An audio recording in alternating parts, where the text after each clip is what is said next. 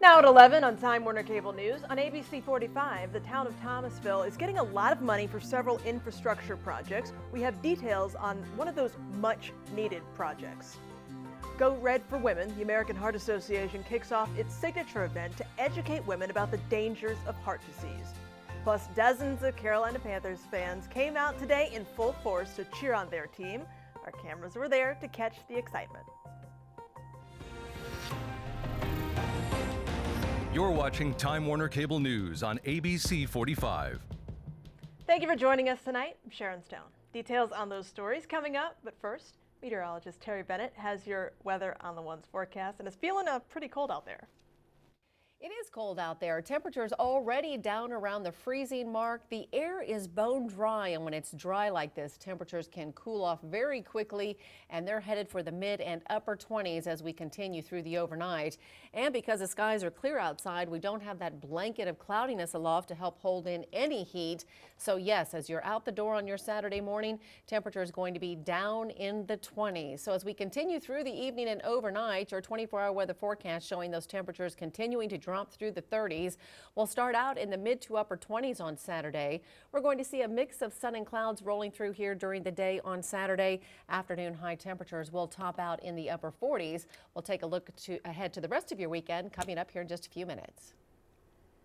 Reaction is pouring in after X Games legend Dave Mirra was found dead yesterday in Greenville, North Carolina. The former pro BMX rider was a staple of the sport. He was also active in the Greenville community. Brandon Livornia spoke with one rider that met Mirra just last year and has reaction following the news of his death.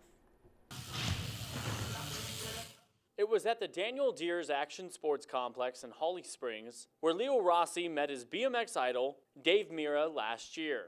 Dave has been a big inspiration for everyone. This guy is very cool. I cannot believe that he is talking to me. Mirra's high-flying daredevil stunts inspire people from around the world, like Rossi, originally from Argentina, who took up the sport 12 years ago. He pushed the limits. Mirra won 24 X Games medals during his career, eventually retiring in Greenville, North Carolina. Thursday, Greenville police found Mirra dead with an apparent self-inflicted gunshot wound. Rossi was talking with pro rider Daniel Deers when he told him the news. I don't know, it just took me a while to believe it. As for Rossi, he says he'll remember spending a few moments with his idol and bragging to his friends back home in Argentina about meeting the great Dave Mirra. They were like, oh really? And you touched Mirra with this hand? Give me this. Give me that hand. The National Suicide Prevention Lifeline organization urges anyone having suicidal thoughts to contact them immediately. According to the CDC, more than 100 Americans commit suicide every year. Mirra leaves behind a wife and 2 children. Brandon Livornia for Time Warner Cable News. Dave Mirra was 41 years old. The state is providing Thomasville with about $12 million in loans for water infrastructure improvements. The money will go to sewer improvements at the North Hamby Creek outfall and waterline upgrades in the city's Pilot Drive and Kennedy Road areas. The Creek project is considered especially important for efforts to reduce sewage spills. The prevention of spills affects everybody's life upstream and downstream, not just the citizens who live here in Thomasville, but those who live downstream of Hamby Creek, which goes into ultimately High Rock Lake. Yesterday, the state announced Thomasville's funding as part of a $119 million package of grants and loans for water structure projects across the state. An economic development project to attract more business to PTI may be grounded for a while now because of funding issues. Tuesday, City Council members decided to put aside $2.5 million in site preparation money. They won't spend anything until they have support from other governments. The Winston-Salem Journal reports that city is not likely to kick in any funds for the project. Mayor Alan Joynes says PTI's Guilford County location makes it hard for Forsyth County to cash in on any tax benefits.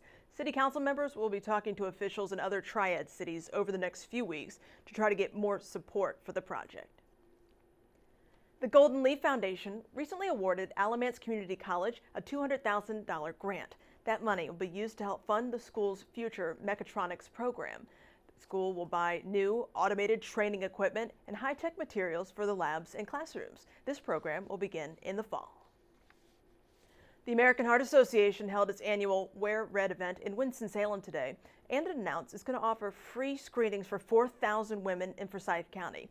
The association rates heart disease the #1 killer of women in the U.S., killing 1 out of every 3 women.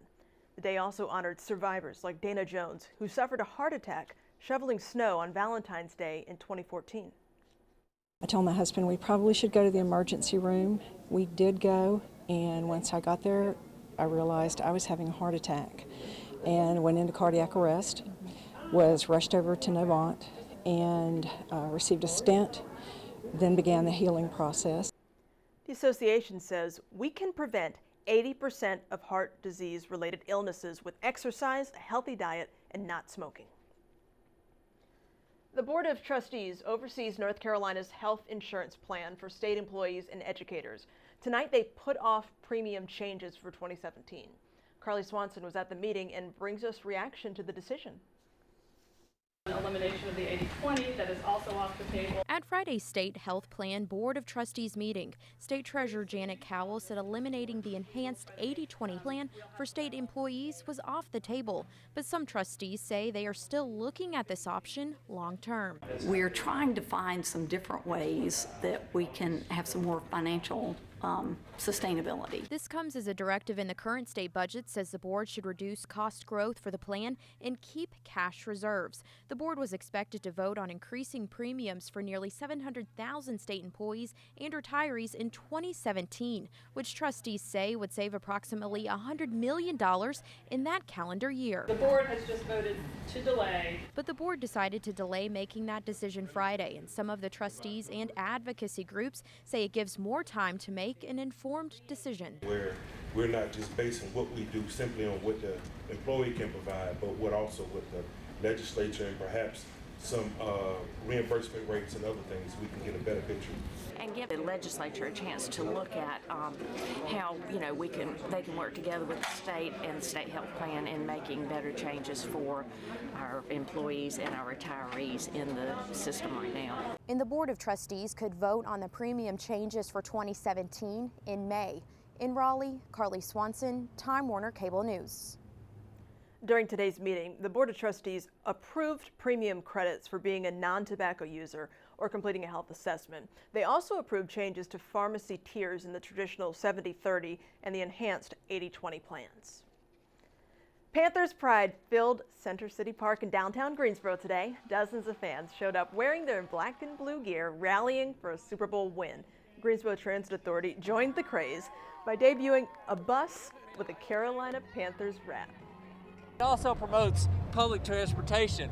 What a ride the Carolina Panthers are on this year. What a ride that the citizens of Greensboro can experience on GTA. Greensboro Transit officials say they will keep the Carolina Panthers logo on the bus for about 6 months. The city is considering wrapping more buses next year.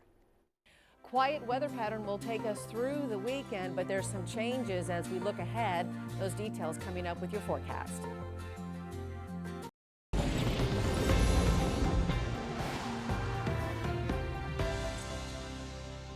And Terry's back with your full weather on the One's forecast.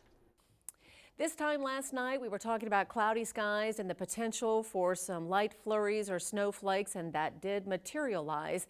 Officially, just 1/100th of liquid and snow did fall out at the rain bucket out at the PTI airport. Did see a light dusting over parts of the area, but temperatures around the Triad really only dropped to about 35 degrees or so, so any accumulation was light at best and didn't last long as the skies cleared out. Temperatures this afternoon did warm into the upper 40s, officially 47 degrees, the high temperature going down in the record books. Clear skies as we continue through the overnight. It is going to be cold with those temperatures dropping to the mid and upper 20s by daybreak. A mix of sun and clouds coming up for Saturday. May see a bit more sunshine coming up for Sunday.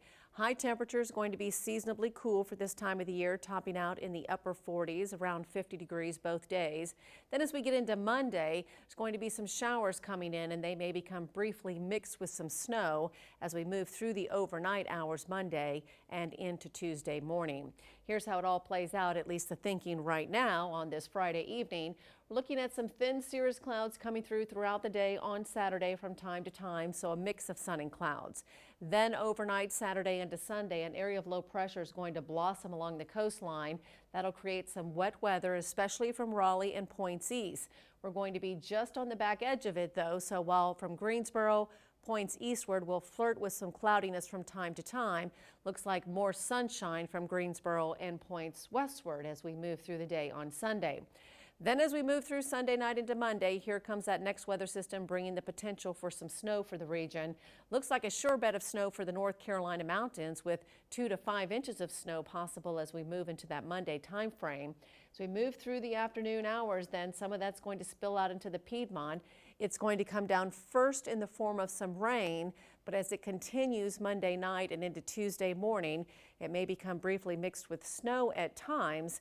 Certainly a situation we'll be watching very closely, and we'll keep you abreast of that forecast as it changes through the next couple of days, or if it changes the next couple of days.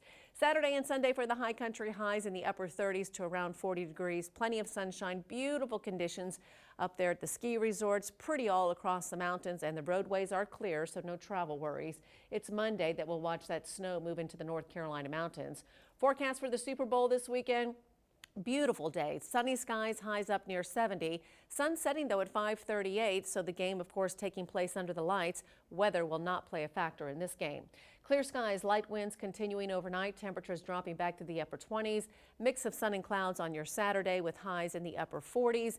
It is a code green air quality forecast, low UV index. We're adding about 2 minutes of daylight a day right now. The sun will set on Saturday at 5:50. 7-day outlook showing that potential for wintry weather coming in late Monday. Hey, thank you, Terry. Your sports is up next.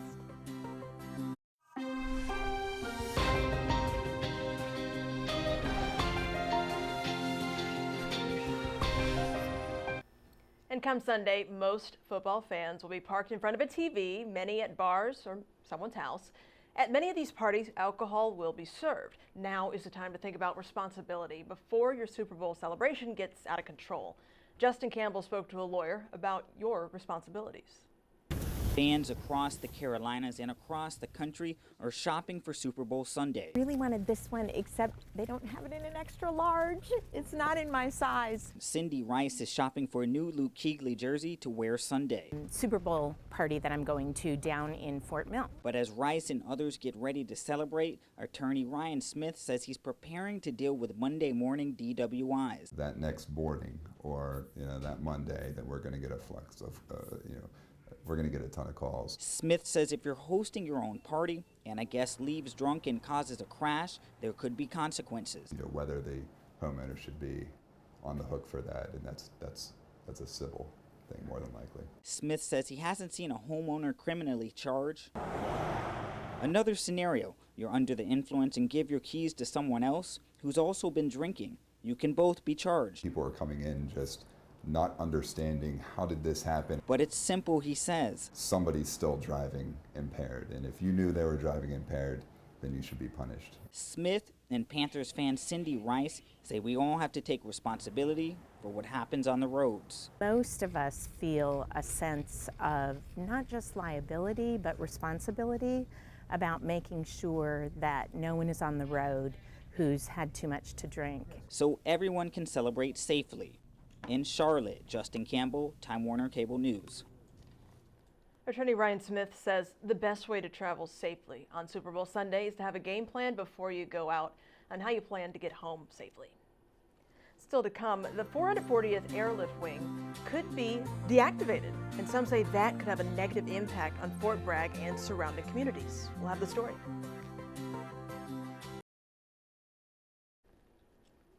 The 2nd Marine Division celebrated the 75th anniversary of the division with a rededication and award ceremony today. More than 100 veterans from World War II to present day filled this event, including a 90-year-old Vietnam and Korean War veteran who participated in the Asiatic Pacific campaign. 3 Marines and a sailor received awards for excellence and performance during the ceremony. Also on military affairs, deactivation could be on the horizon for the 440th Airlift Wing at Fort Bragg. In a letter to Congress, Army and Air Force officials say they agreed to close the wing. As Catherine DeGisi shows us, the news hits home for hundreds of airmen and the supporting community. He joined the Army in 1976. Went to Fort Bragg, airborne paratrooper. Now, Councilman Larry Wright says when he sported a parachute rather than a suit, he relied heavily on the training the 440th Airlift Wing provided. It's almost like a part of the family leaving, and it's personal to me. Veteran George Brees says more than 700 airmen and their families could be out of a job if the deactivation goes through. Imagine on this Super Bowl weekend that there are members of the 440th and their families sitting at their breakfast table, stressed beyond belief, not knowing what's next in their lives. So many people in our community will be affected. Our economy will be affected. The fight to save the 440th began 2 years ago. The Fayetteville Chamber of Commerce even printed bumper stickers to raise awareness for the cause. I put one on my car 2 years ago. I got a new car and I put a new bumper sticker on it. Councilman Wright says the airborne needs the 440th. Wright says he's holding out hope. I'm just hoping when it gets to Congress that Congress will just throw it out, and they have the power to do that. In Fayetteville, Catherine DeGisi, Time Warner Cable News. Several legislators are reacting to the possible deactivation of the unit. One of them is Senator Thom Tillis, who said this in a statement to us. Now the burden is on the Fort Bragg commanders to demonstrate to Congress and the Fayetteville community that they have not jeopardized the needs of the global response force to placate the reckless desires of budget cutters in the Pentagon. Several legislators are asking President Obama for more action to fight the potential spread of the Zika virus. Their petition to the president after the break.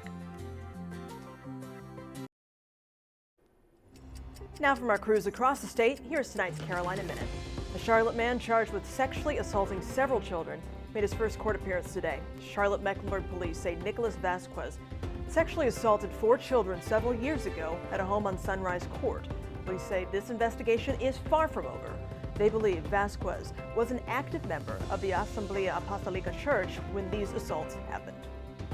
Today, witnesses in the 2013 North Hills murder case testify seeing the suspects not far from the crime scene. Bladen County native Melissa Huggins-Jones was found dead in her North Hills apartment in May of that year. Officials say Travion Smith and Ronald Anthony Jr. fatally stabbed Huggins-Jones the same night they broke into cars in the area. Smith could face the death penalty if convicted of first-degree murder. A section of Monroe Road in Matthews is open again following a collision between 4 cars and a school bus. That accident happened just before 3 this afternoon. 1 student and the driver were taken to the hospital with minor injuries. These stories and more are available anytime on Time Warner Cable News. It seems even after Iowa, there's no separation between Democratic presidential hopefuls Hillary Clinton and Bernie Sanders.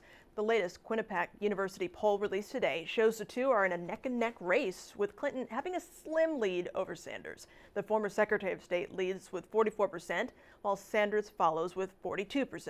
11% of voters surveyed said they're still undecided. President Barack Obama's allies in the Senate want him to ramp up the government's response to Zika virus. All 44 Senate Democrats and 2 independents sent a letter urging the president to use money from last year's government spending bill to develop a plan. They say the president should also add money to the upcoming budget if necessary. And stay with us. Terry has a final check of your Weather on the Ones forecast coming up after this quick break.